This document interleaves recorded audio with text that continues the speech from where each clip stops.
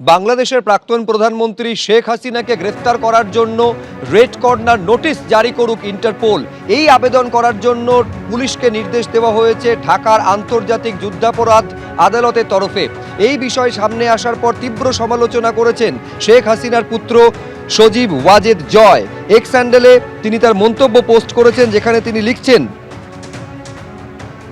ইউনূস নেতৃত্বাধীন সরকারে নিযুক্ত আন্তর্জাতিক অপরাধ ট্রাইব্যুনালের প্রধান প্রসিকিউটর তাজুল ইসলাম তার অতীত যুদ্ধাপরাধীদের হয়ে মামলা পরিচালনা করার ইতিহাস রয়েছে।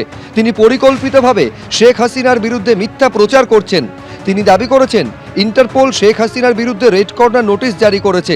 এটি একটি চরম মিথ্যে এবং শেখ হাসিনাকে ফিরিয়ে এনে প্রহসনমূলক বিচার প্রক্রিয়া চালানোর একটি ষড়যন্ত্র।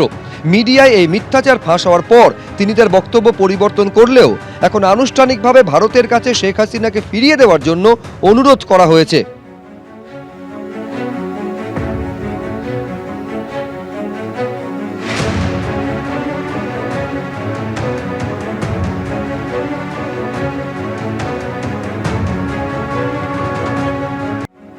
শেখ হাসিনাকে ফেরত চেয়ে বাংলাদেশের অন্তর্বর্তী সরকারের তরফে চিঠি দেওয়া হয়েছে ভারতকে।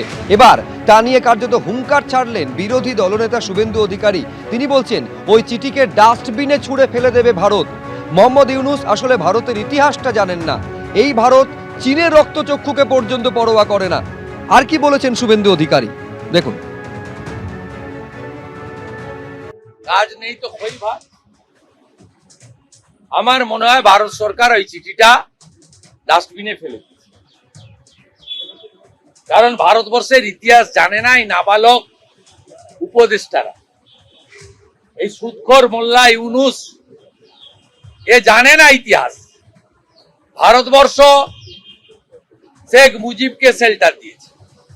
ভারতবর্ষ এর আগে মুজিব সাহেবের পুরো পরিবারকে শেল্টার দিয়েছে। ভারতবর্ষ এরা তো পাতি, চীনের মতো শক্তিশালী দেশ, তার রক্তচক্ষুকে ভারতবর্ষ ভয় করেনি। গুরুদেব দলাই লামাকে ভারতবর্ষ শেল্টার দিয়েছে। চীনের চোখ রাঙানি করে দিয়ে তো আমি বললাম না, রাফেল তো দূরের কথা, রাফেলের আওয়াজে পালাবে। বাংলাদেশ থেকে লাগাতার প্ররোচনামূলক বক্তব্য সামনে আসছে। শুভেন্দু অধিকারী গিয়ে দিল্লিকে বলুক এই নিয়ে কড়া ব্যবস্থা নিতে। পাল্টা মন্তব্য সামনে এসেছে কুণাল ঘোষের।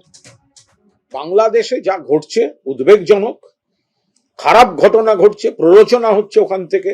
মমতা বন্দ্যোপাধ্যায় বারবার বলেছেন এটা রাজ্যের এখতিয়ারভুক্ত বিষয় নয়। দিল্লির সরকার, কেন্দ্রের উচিত কড়া ব্যবস্থা নিচ্ছে না। তাহলে বাংলাদেশে যে একের পর এক আক্রমণ হামলার খবর আসছে, বাংলাদেশে মুক্তিযোদ্ধাকে জুতোর মালা পরিয়ে ঘোরানো হচ্ছে, বাংলাদেশে সংখ্যালঘুরা আক্রান্ত হয়েছে, বাংলাদেশে প্ররোচনামূলক সংলাপ চলছে, তো শুভেন্দু বাবুরা এখানে কথা বলছেন কেন? দিল্লিকে বলুন কড়া ব্যবস্থা নিতে, আপনাদের হাতে কেন্দ্রীয় সরকার।